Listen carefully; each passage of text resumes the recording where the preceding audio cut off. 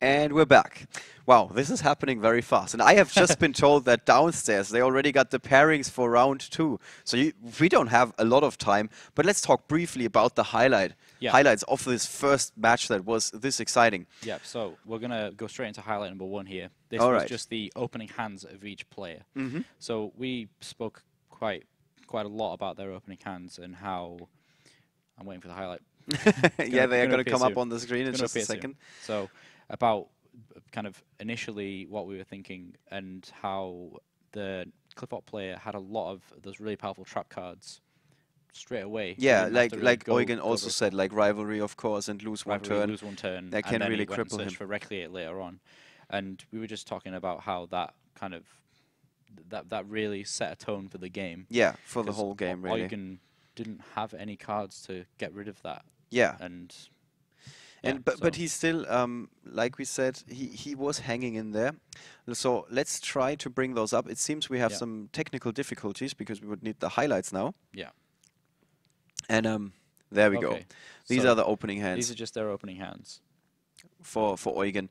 And so as they start, so yeah, we see Eugen actually opens with a really fairly decent hand, but Florian does start with lose one turn and Rivalry of Warlord. So we just spoke about this, so we can, yeah, that's all it is. And the scout, of course. All right. Scout, yeah. So the next highlight we have is when Florian made that decision to show Rivalry of Warlords early on. Yeah, straight away. Very much straight away. So let's bring that up again for you guys in case you just tuned in. Yeah. That is Matt.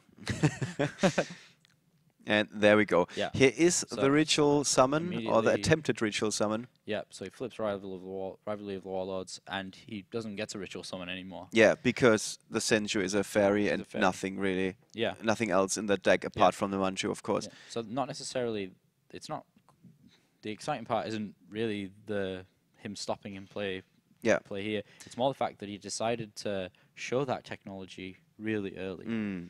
To stop Eugen dead in his tracks, pretty much. And then we can move straight on to highlight number 3, which is when he does reveal that he has lose one turn as well. Yeah, another floodgate. Yeah. All right, that's Matt again. Our third highlight, of course. Yeah. So he flips over lose one turn there as he summons the decisive armor, and that's where we had a bit of a discussion about whether it gets defense or not. So many floodgates. But again, so that just shut him down straight away. So we thought the first game was over, but it really wasn't, because Eugen still had that, like, ghost of a chance, so to speak. Let's look at highlight number 4, which is when Eugen was in that position, or was about. Yeah, and he gets into this kind of cycle where he's... Oh, sorry. I think, that's the first time that Florian is really pushing with that Clifford stealth, of course. Yeah. And I think we can move straight on with highlight number 5 here, which is basically the conclusion. This one here. So we see we can move straight to okay. 5. So basically this is the end of the first game where we thought that Eugen could come back with the Necros of Unicorn and the Necros of Valkyries. Yes. They're both spellcasters. Yeah, the two warriors, I think. Spellcasters. Spellcasters, yeah. And he had the Raigeki, but Florian came pretty much prepared. Yeah, so the idea behind that was for him to be able to get those established on the field, protect himself from battle using a Valkyries in his hand, and then next turn, play Raigeki, attack his opponent. Right. And we asked Eugen about that. Do you think that Florian was like seeing that writing on the wall, so to speak, or not? And Eugen said, well, there's a chance, but mostly it's like you have to do that anyway. Stealth is always a good idea, really. Yeah. All right. So here we see the Unicorn Kaleidoscope, which sends the Herald of the Acolyte to the grave, summons the Unicorn, and then he goes to get the Valkyries. So this was quite an important play because it really showcased Eugen's knowledge of the game here and just absolutely showed that regardless of how difficult a situation looks, you never give up. He's willing to. What he said, you never. Also, he pointed out in that interview that we just had. I don't know if you were able to tune in. He said, "I know that I am ahead if we go to time, so I don't mind if the game takes a little bit longer, because I'm going to be the favorite basically going into time. So Yeah. even though we're still early in the match, the veterans are keeping things like that in the back of their head, Yeah. thinking of that. And that's what really splits the players from Yeah, being yeah, separates those guys. absolutely absolutely top of the range players. Right. So it's So quite a long highlight, this one. yeah, because it's we showed because this we're play. we're having this in super slow mo basically, right? So Eugen was summoning another monster. He was forced to wait a little bit thanks to that lose one turn, but with the Raigeki he would have been able to turn things around. I think we can just cut it off here, and please, if that's possible, yes, thank you very much, guys. Move on with highlight number 5, and this is our second. We just. Oh, sorry. Yeah. Yeah, so highlight on to number that, 5, right. which is the first highlight of the second game, and you were Yeah. mentioning this. So the Wavering Eyes play. So this is the play that. And Eugen kind of- has to read Wavering Eyes, Yeah. So which is he also managed- surprising to me. Yeah. So he managed to use Scout straight away. So this is another use that makes it absolutely even better than kind of breaking those bad hands, but making good hands better. So he used Scout and got another pendulum scale on the field, then played Wavering Eyes to get rid of those and get another Scout. Right. And play Scout again. Yeah. So he could search. So excellent, again- excellent start, and Yeah. a showcase really why Wavering Eyes Why is Wavering such a Eyes good is good. addition for Yeah. the Clifford So deck. it just made a really great hand from Clifford there. Amazing. Yeah. You got 2 Scout searches and you filled up your extra deck. Right. That's exactly what What Clifford's... more can you ask for? Yeah, that's exactly what Clifford want all the time, and that just goes to show why that's great. And here we see the perfect pendulum scale set up here for And Clifford's. how many copies of Wavering Eyes do you play in your main deck? I think it's probably going to be between 2 and 3. You wouldn't ever play just one, Mhm, but mhm. I think you can definitely. It's gonna make the Clifford mirror match very interesting Right. because There's a good chance that there are going to You- be 4 pendulum cards on the monsters field. out, yeah, so just you can destroy your opponent's skills as well. If your opponent's trying to use a Clifford Scout and you have Wavering Eyes, you can just stop that and get your own Scout. Yeah. That's really powerful. And did players know from the very beginning that this is such a good card, or was there like some discussion about it? Yeah, I think that it seemed like really unknown. The only time I've heard people talking about it is when I was talking to the players yesterday. Mhm, That mhm. I was talking to the likes of Marcelo, some of the Austrian players. I think they're from Austria.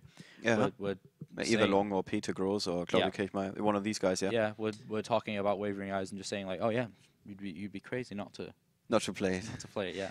All right.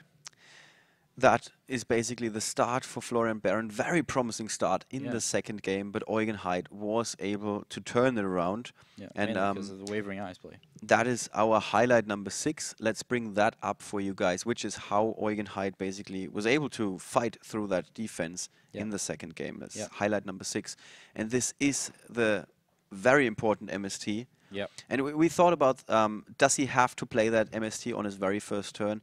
And you pointed out, if he wouldn't, Very, very very good chance important. that he would be Yeah. pretty much dead after Yeah, that. so we looked at what he had in his hand, and it was very much, someone sends you, I don't get its effect, I'm just going to pass now. Right. That's what that turn had, but he did have Mystical Space Typhoon And to he had destroy the Phoenix. Infinite follow-ups. His turn Yeah, was going they're on for just- a very much longer time. Yeah, Florian had no other like floodgate cards or any kind of Right. defensive traps to stop the rest of the turn. And we got one more highlight for you guys. It's highlight number 7. Let's bring that up. Yeah, so this is the final turn of the game.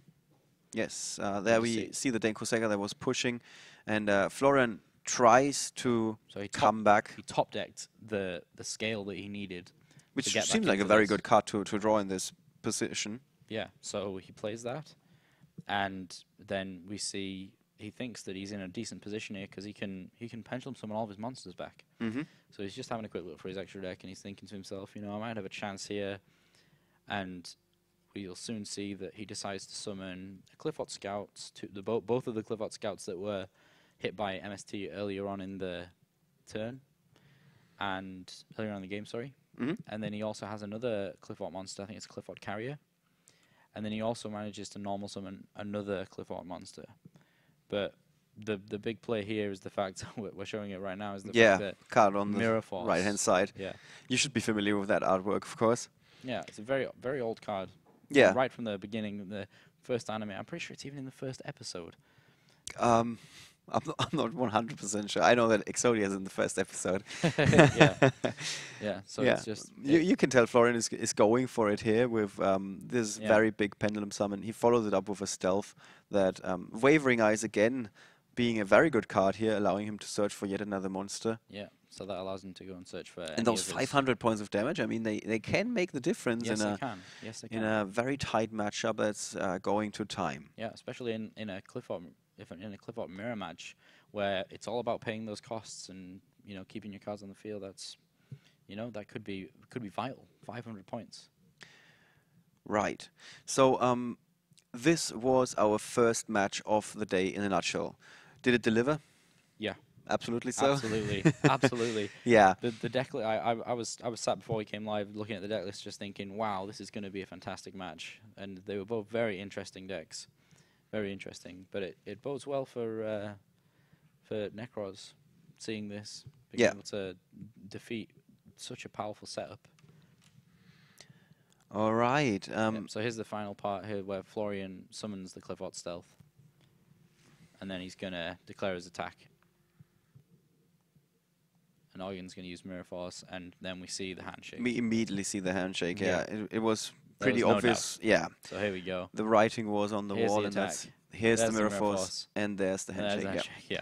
So that was our first game of the day, and you shouldn't go anywhere because we're going to be right back. For round number 2, we're going to have James Cohen going up against the reigning Irish champion Luke Smythe, who is actually from the UK. Yeah. Told me yesterday in the interview, little spoiler alert, he's flying the Irish flag. He's going to be representing Ireland today.